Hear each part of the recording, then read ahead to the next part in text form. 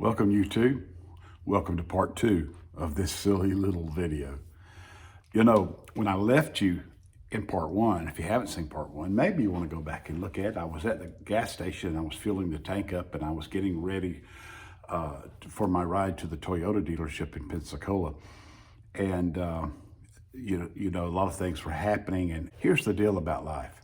Sometimes very insignificant things are really irritating. Yeah, that's right.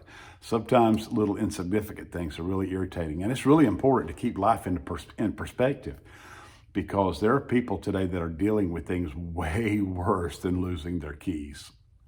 Way worse than having their day, their plans for the day interrupted again. Way worse. People are dealing with sickness, they're dealing with death, they're dealing with tragedy, they're dealing with broken marriages and alcoholism and addiction and all of those kinds of things. And it's really important that when we're having a bad day, that we keep it in perspective. All right, and that's what I was trying to do in this journey. But the truth of the matter is, I didn't want to go to Pensacola. I wanted to be home. Felicia was home. I wanted to be home. I didn't want to ride my motorcycle. Yep, thank God I live in a warmer climate where I can ride my motorcycle sometimes in February. But I didn't want to ride my motorcycle. I didn't want to go to Pensacola. I didn't want to go to the Harley-Davidson dealership. I wanted to be home. And so this is the journey. But the good news is I did keep things in perspective. I did. I was aggravated.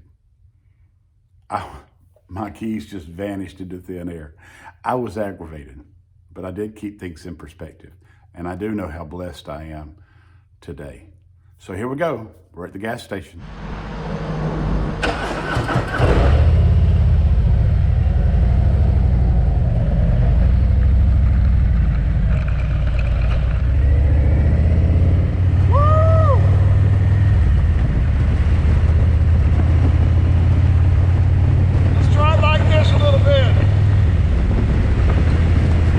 Bogan style, $1 million Bogan style.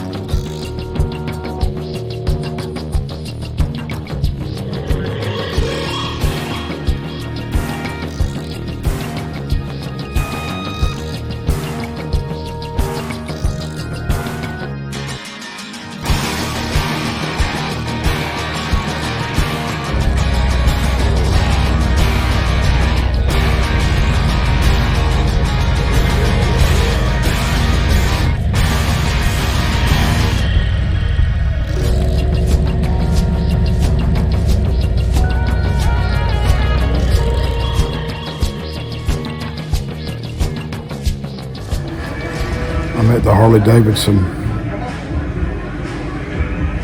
dealership. I had a little small situation with my bike.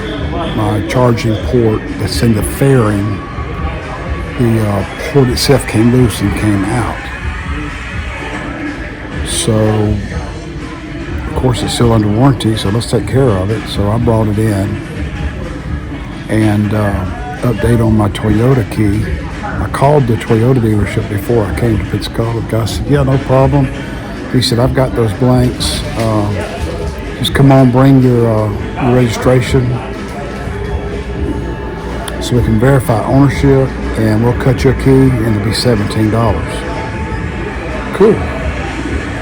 So I jump on the bike and I come to the same Toyota dealership, and And the parts guy punches in my VIN number and tells me that my key has a chip. Okay, how much is that key with a chip? $31. No big deal. I can do a $31. Then he tells me that to program the key with the chip, that they have to have my truck. My truck is sitting at the house dead in the water because I have no keys. So I'm still having to process that because the guy got my hopes up when I called. So I came on to the Harley dealership. I'm just praying really hard that I'm going to find that key. It's just stupid. It just disappeared. It's like it vanished in thin air. I had it. Because if I don't find that key or the other key that I misplaced a long time ago, the next thing is either I have to have it towed in to the dealership, or I have to get a locksmith that is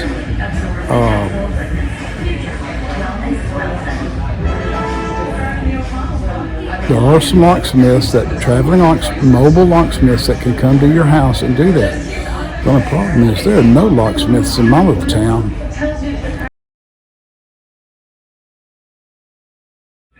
So, I'm back. While I was talking to you, I'm recording on my iPhone. My son called.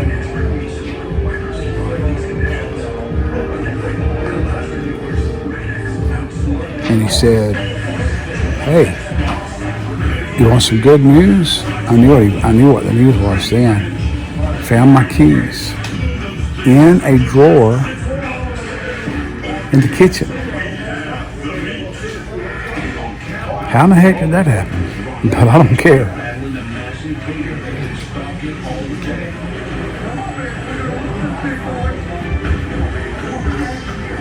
I don't care. I'm trying not to be so obvious. I'm not as out there and bold with my recording myself and motovlogging as some guys are. But anyway, don't have to have my truck towed, and I don't have to call a locksmith and walk around the dealership a little bit.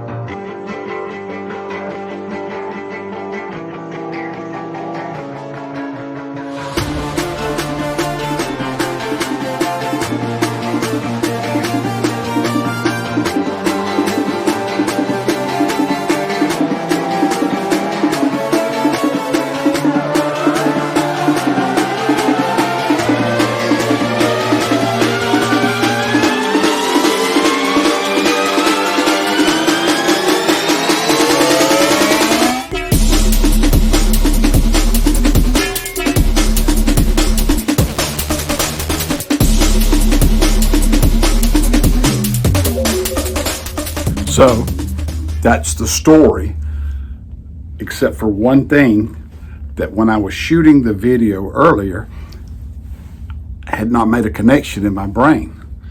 But you know how this thing was just working on me, and I was trying to, I blamed my granddaughter for picking up my keys and putting them in the drawer. I had two granddaughters at my house, and I've had things come up missing before and found out that grandchildren had moved them around.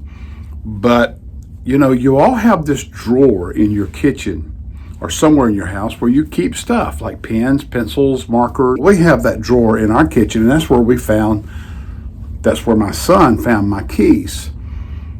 And it just just a light went off, and I realized that when I was cleaning the truck out, there were some extra pins. I'd like to have at least one pin in my truck, but there were some extra pins in the console, and I was attempting to clean the console out, and I had these pins in my hand, 4 or 5 pins, and I went into the kitchen, being a good boy. I didn't just lay them down on the countertop. I went to the place where they needed to go to put them away. And apparently, I dropped those pins into that drawer. I dropped my keys in there with them. Man, all of that. I'm gonna get me one of those things you can put on your keys and locate your keys with your phone. Yep. I'm gonna get some more keys too. But anyway, that's it. That's what happened. Hey, listen, thank you for watching today. Do a brother a favor. Hit the subscribe button, bell icon, thumbs up, comment, share. Maybe this little video add value to somebody's life. All right? Because we're thinking on good things and we're making the best of a difficult situation. Hey, Jesus said, the thief comes to kill, to steal, and to destroy. He said, but I have come that they might have life and that they might have it more abundantly. And I want to encourage you today, choose life. Bye.